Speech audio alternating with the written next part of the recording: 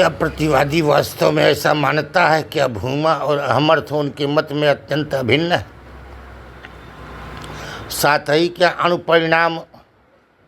अणुपरिमाण आत्मा ही ऊपर नीचे दक्षिण उत्तर और वही सब कुछ हो सकता है?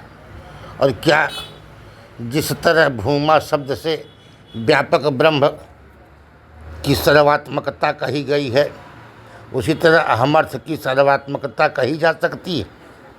कहना होगा कि नहीं। यहाँ प्रकार भेद से भिन्न प्रकार की सर्वात्मकता कही गई, फिर क्या इतर व्यवच्छेदक उपपन्न हो सकता है? कहना होगा भूमा सर्वकारण होने से तदन्य न्याय से सर्वात्मक है, किंतु अहमर्थ वैसा नहीं। यह अहम पद का अर्थ जीव है, अब फिर तदंतर्यामी भी उसका अर्थ है। इस तरह अहम पद का अर्थ जीवांतर्यामी मानकर उसकी सर्वात्मकता कही गई, परंतु यहाँ व्यवच्छेदक सार्थक ही नहीं, क्योंकि इस तरह घट ही ऊपर नीचे दाएं बाएं और घट ही सब कुछ है, यह कहा जा सकता है। घट शब्द का भी घटांतरयामी अर्थ लिया जा सकता है।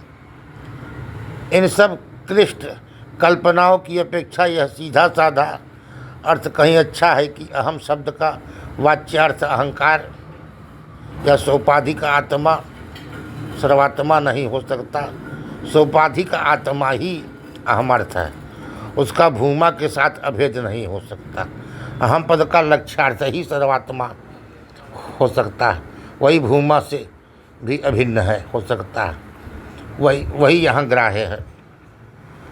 अहमेवाधस्तात् के अर्थ में होने वाली शंका दूर करने के लिए ही आत्मैवाधस्तात् प्रतिवादी के मत में अहम से अनात्मा में आत्माभिमान रूप अहंकार के ग्रहण होने की शंका होती थी, तो आत्मैवाधस्तात् से कहा गया कि वह सब ग्राह्य नहीं, कि शुद्ध आत्मा ही अहम शब्द से ग्राह्य है। अद्वैती के मत में यह शंका थी कि अहम शब्द का अर्थ अहंकार या सोपाधिक आत्मा यहाँ ग्राह्य है। उसका निराकरण यह कहा गया, यह शुद्ध आत्मा अहम शब्द का लक्ष्यार्थक ही ग्राह्य है। प्रतिवादी के मत में जैसे भूमा के तुल्य आत्मा की सर्वात्मकता नहीं हो सकती, वैसे यह अहंकार की भी सर्वात्मकता नहीं हो सकती। जीवांतर्यामी को लेकर जैसे आत्मा की सर्वात्मकता हो सकती है, वैसे ही अहंकारांतर्यामी को लेकर अहंकार की सर्वात्मकता हो सकती है। सत ही सब कुछ है, चिद ही सब कुछ है के समान भूमा ही सब कुछ है, मैं ही सब कुछ हूँ, यह प्रतिवादी के मत में कथमपि मान्य नहीं, क्योंकि इस तरह सद चिद के तुल्य ही अहम और भूमा एक ही अर्थ के वाचक शब्द सिद्ध होंगे, परंतु यह शास्त्र विरुद्ध है। अतएव यह कहना भी ठीक नहीं है कि यह अहमर्थ आत्मा और अहंकार एक ही पदार्थ प्रसिद्ध है। आत्मादेश एवं अहंकारादेश के पहले ही यह लोगों को विदित ही है। अतः इन आदेशों का तात्पर्य अहंकार एवं आत्मा के अभेद बतलाने में नहीं, प्रत्यक्ष सिद्ध अभेद प्रतिपादन से अनुवादकत्वेन शास्त्र का अप्रामाण्य प्रसंग भी होगा। ऐसी स्थिति में आदेश भेदों का यही अर्थ है कि अहंकार और आत्मा भिन्न भिन्न पदार्थ है। अतः यहाँ अहम का वाच्यार्थ न लेकर के अहम का लक्ष्यार्थ लेकर आत्मा का ही अभेद विवक्षित है। अहंकार का भूमा से अभेद संभव नहीं, अतः वह यहाँ नहीं ग्राह्य है। हाँ, भूमा और आत्मा का अभेद प्रतिपादन इष्ट ही हो सकता है, क्योंकि यह लोक सिद्ध नहीं। लोक में भूमा ब्रह्मरूप से, आत्मा जीव रूप से प्रसिद्ध है।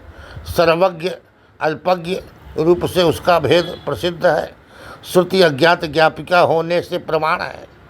इस तरह भूमा और आत्मा में अभेद तथा आत्मा और अहमर्थ में भेद सिद्ध करना भी उन आदेशों का अर्थ हो ही सकता है। स्थूला अरुंधति न्याय से भी पहले अहमर्थ को भूमा कहा गया, क्योंकि अहमर्थ ही लोक में आत्मा रूप से प्रसिद्ध है। पश्चात आत्मा देश के द्वारा वास्तविक अहम पद लक्ष्यार्थ शुद्ध आत्मा का ही भूमा रूप से उपदेश किया गया। यह व्यवस्था भी शांकर भाष्य के विरुद्ध नहीं, क्योंकि अहम ब्रह्मास्मि के समान अहम का लक्ष्यार्थ होकर ही शांकर भाष्य में अहम लक्ष्यार्थ के साथ भूमा का भेद कहा गया, वाच्यार्थ का नहीं। आत्मपद व्यपदेश शुद्ध आत्मा से अहम के वाच्यार्थ अहंकार या अहंकार विशिष्ट चैतन्य का भेद शांकर भाष्य को भी इष्ट ही है। शास्त्र प्रसिद्ध विद्वत प्रसिद्ध यदि एक ही है तो शास्त्र दृष्टिया तो उपदेशो वामदेववत के अनुसार यहाँ भी अहम शब्द का प्रयोग वाच्यार्थ में न मानकर समझकर लक्ष्यार्थ में ही समझना चाहिए। इसी की सिद्धि के लिए आत्मादेश सार्थक है। इस तरह लक्ष्यार्थ को लेकर एवकार घटित सर्वात्मीय उपदेश भी ठीक है। अहम पद वाच्य की आत्मभिन्नता भी इससे सिद्ध होती है। स्थूलानुभूति न्याय से भी यही सिद्ध होता है। इसके द्वारा भी पहले अहम पद वाच्य अहंकार आदि का सर्वात्मीय उपदेश देशकर भूमा से उनका अभेद कहा जाता है। पंचकोश के प्रसंगानुसार अन्योन्यतर आत्मा आदि स्थलों में ही स्थूलानुभूति न्याय से प्रवृत्ति होता है। यह कोई राजाज्ञा नहीं है। जहाँ भी पहले अमुख्य सुगम का उपदेश कर अंत में मुख्य एवं दुर्गम का उपदेश किया जाता है। पहले अमुख्य सुगम का उपदेश कर फिर अंत में मुख्य और दुर्गम का उपदेश किया जाता है। वहाँ सर्वत्र ही स्थूलानुभूति न्याय की प्रवृत्ति होती है। श्रुति शांकर भाष्य विवरण एवं तत्व संदीपन सभी के अनुसार पूर्वोक्त मुक्ति की एक वाक्यता ही सिद्ध होती है। यह कहा ही जा। प्रतिवादी के मतानुसार भी सुभूमा के सर्वात्मोपदेश के समान ही अहमर्थ का सर्वात्मोपदेश नहीं है। फिर भी स्थूलानुभूति न्याय से या अहम का लक्ष्यार्थ लेकर सर्वात्मता के उपदेश में क्या हानि।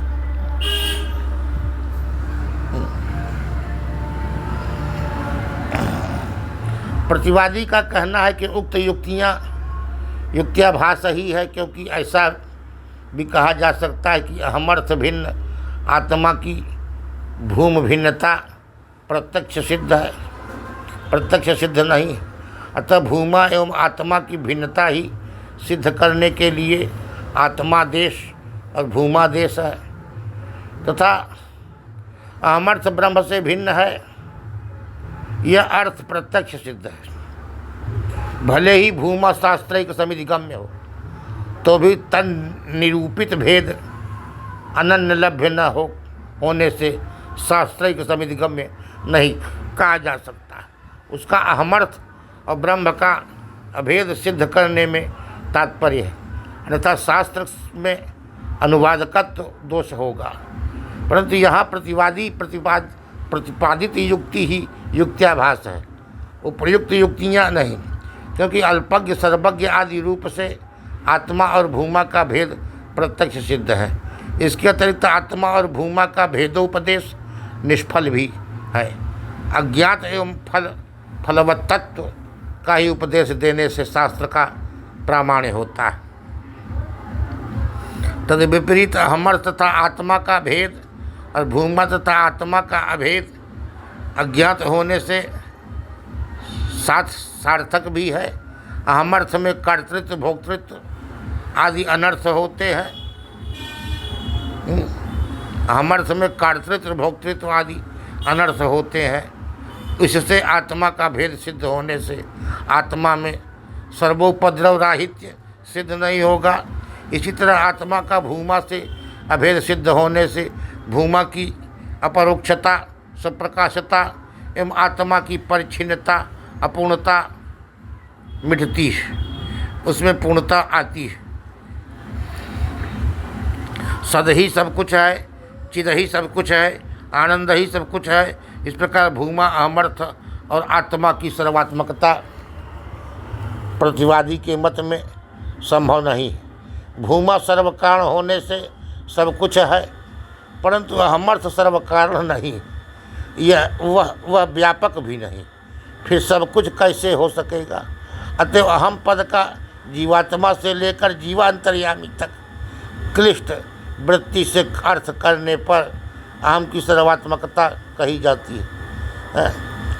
फिर इस तरह अहम पद का अहंकार और अहंकार का अंतर्यामी अर्थ मानकर भी अहम की सर्वात्मकता कही जाती है।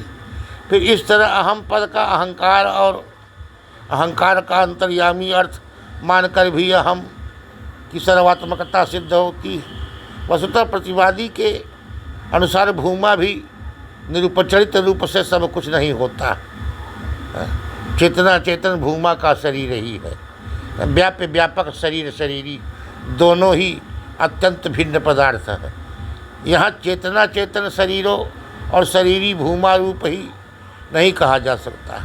इसी तरह यदि अहम शब्द का अर्थ अहमर्थ न होकर अहमर्थ शारीरक ब्रह्म ही लेना है और उसकी सर्वात्मकता कहनी है, तो सिवाय पुनरुक्ति दोष के और कोई लाभ नहीं।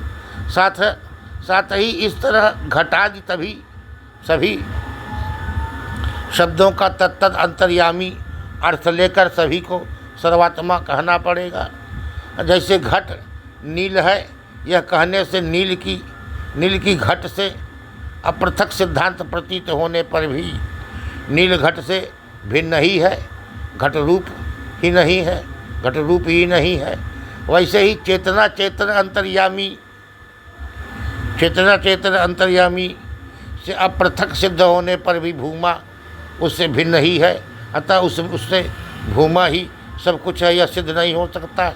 साथ ही यदि अहम शब्द का जीवात्मा ही अर्थ है, परमात्मा नहीं, तो केवल आत्मा देश के बल से यह सिद्ध नहीं हो सकता कि अहम शब्द का अंतर्यामी अर्थ है, क्योंकि आत्मा देश शब्द से यह अर्थ किसी तरह नहीं निकल सकता।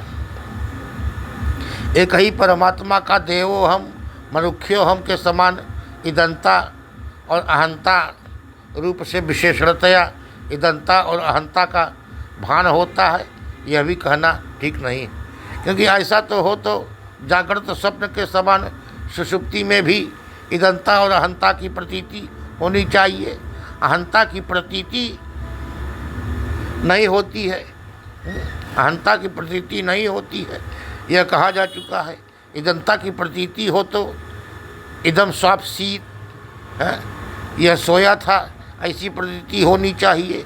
देवो हम मनुष्यो हम, इस विशेषण भाव में समानाधिकरण प्रतीति नहीं हो सकती, क्योंकि जहाँ गुण गुणी भाव या उपादानों उपादेय भाव होता है, वहीं विशेषण भाव मूलक समानाधिकरण प्रतीत होता है। अहमर्थ एवं देवादि शरीर का उक्त दोनों ही संबंध नहीं है, इसलिए बाधा में ही योयम स्थाणु पुमाने सह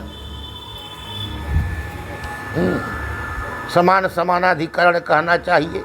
यदि अपृथक सिद्धत्व के आधार पर समानाधिकरण हो तब तो अहम रहेगा, और तब तक मनुष्यत्वादि का भी अनुवर्तन मानना पड़ेगा।